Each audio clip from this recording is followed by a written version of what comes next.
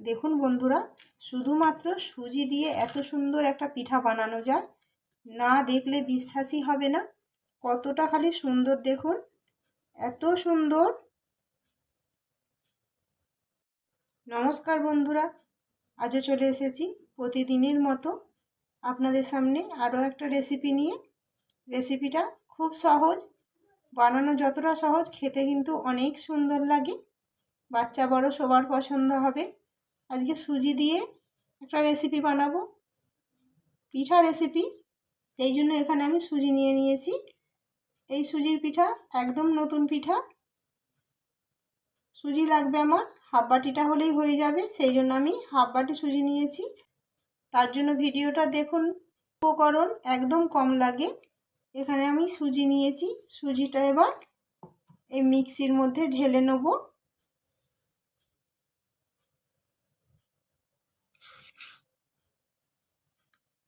সুজির সঙ্গে এখানে আমি চিনি নিয়েছি, 4 চামচ নিয়েছি, চা চামচে সুজির সঙ্গেই দিয়ে দিলাম। স্বাদ মতো লবণ। এবার খুব ভালো করে সুজি আর চিনিটা গুঁড়ো করে নেব। খুব ভালো করে গুঁড়ো করে নিয়েছি।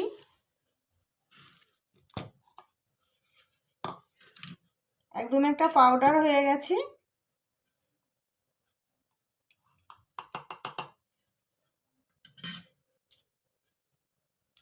এখানে একটা গর্ত বাটি নিয়েছি, বাটির মধ্যে সুজি চিনির গুঁড়োটা ঢেলে দিচ্ছি।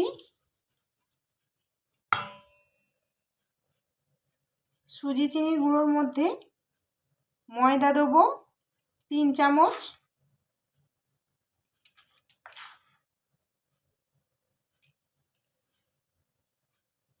আর লাগবে সাদা তেল। সাদা তেল দেবো 1 চামচ সাদা তেল। খুব ভালো করে মিশিয়ে নেব।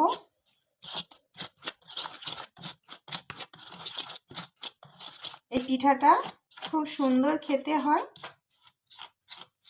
একবার বানিয়ে যাকে খাওয়াবেন আবার খেতে চাইবে। এখানে উষ্ণ গরম জল নিয়েছি, অল্প অল্প দেবো সুজিতে। একটা ব্যাটার বানিয়ে নেব। ব্যাটারটা খুব পাতলা হবে না কিন্তু, জলটা সেই জন্য একেবারে দেওয়া যাবে না।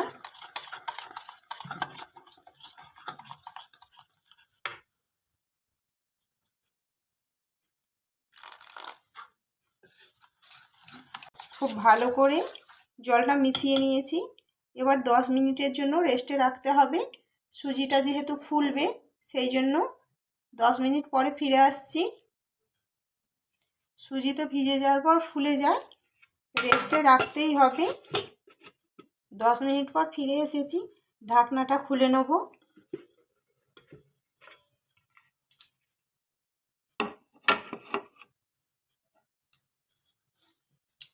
অনেকটা গাঢ় হয়ে গেছে, আবার একটু জল দেবো।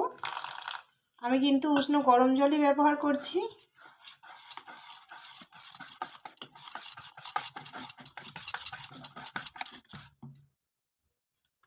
একটু ঘনই রাখতে হবে ব্যাটারটা, আর জল দেবো না।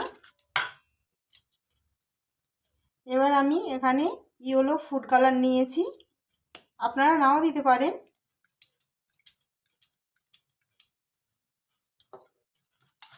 খুব ভালো করে মিশিয়ে নেব।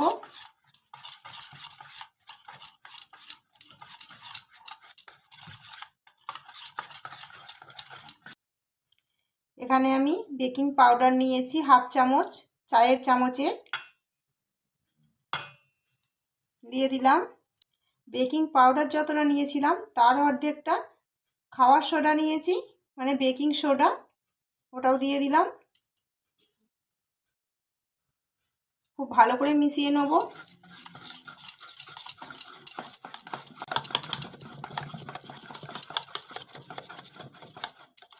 ব্যাটারের ঘনত্বটা একবার দেখে নিন। এর থেকে বেশি পাতলা করব না, আর বেশি গাঢ়ও করব না। ব্যাটারটা তো রেডি। এখানে আমি ছোট্ট ছোট্ট 4টে বাটি নিয়েছি পিঠাটা রেডি করার জন্য। বাটিগুলোর মধ্যে আমি একটু সাদা তেল ব্রাশ করে নেব।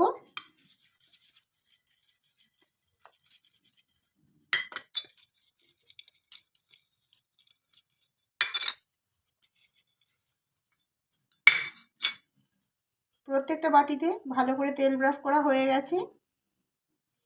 এবার বাটিগুলোর মধ্যে আমি অল্প অল্প ব্যাটার দিয়ে দেবো। ভর্তি করে দেবো না, ফুলে অনেক বড় বড় হয়ে যাবে।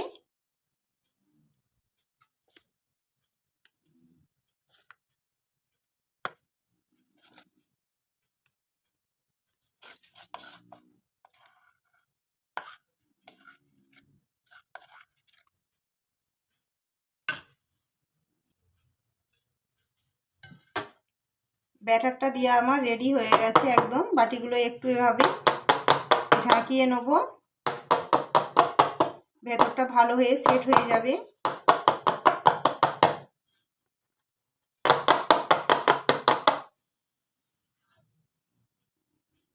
এবার ওপর থেকে আমি কিছু কাজু বাদাম আর কিশমিশ সাজিয়ে দেবো।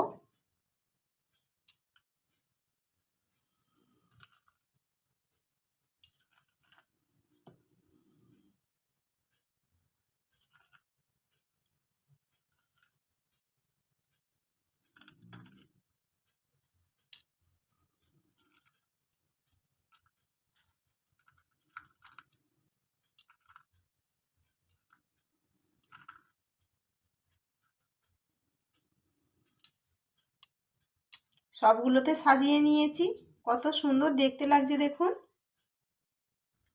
গ্যাসের মধ্যে কড়া বসিয়েছি, কড়াতে আমি কিছুটা জল দিয়ে দেব। জলের মধ্যে একটা স্ট্যান্ড বসিয়ে দেব। জলটা ফুটে গেছে খুব ভালো হয়ে। এবার স্ট্যান্ডের ওপরে আমি একটা ঝাঁঝরি থালা বসিয়ে দিলাম। এবার থালার ওপরে পিঠার বাটিগুলো একের ওপর এক বসিয়ে দেবো।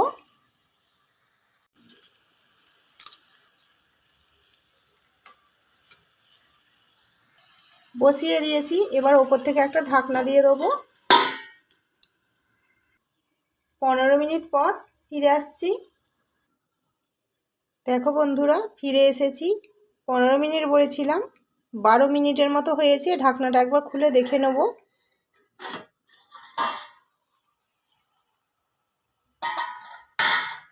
দেখুন বন্ধুরা, কতটা শুধু ফুলে বড় বড় হয়ে গেছে। দেখতে কিন্তু খুব সুন্দর লাগছে। আমি একবার একটু চেক করে দেখব রেসিপিটা হয়েছে কি না। এখানে একটা কাঠি নিয়েছি, এই কাঠি দিয়ে দেখব। দেখুন হয়ে গেছে, কাঠিতে কিন্তু কোনো রকম লেগে নেই।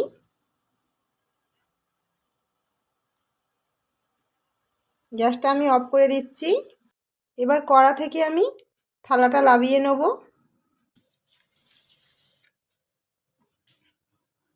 কতটা সুন্দর হয়েছে, খালি একদম ফুলে পালিশ হয়ে গেছে। সুজির এই পিঠাগুলো হালকা ঠান্ডা করে নেব, তারপর বাটি থেকে ছাড়িয়ে নেব। গরম অবস্থাতে তো ছাড়বেই না।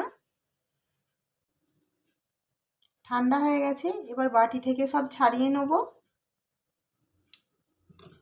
একটা ছুরি নিয়েছি, চারিপাশটা এভাবে আগে ছাড়িয়ে নেব, তাহলে খুব অনায়াসে চলে আসবে।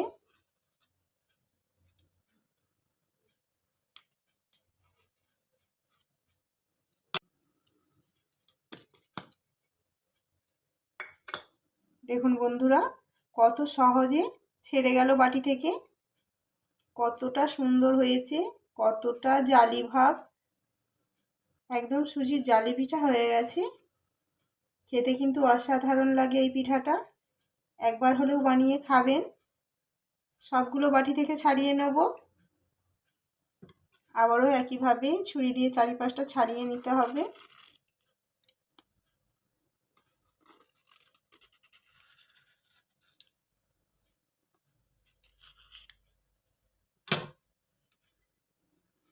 কত সহজে ছেড়ে গেল।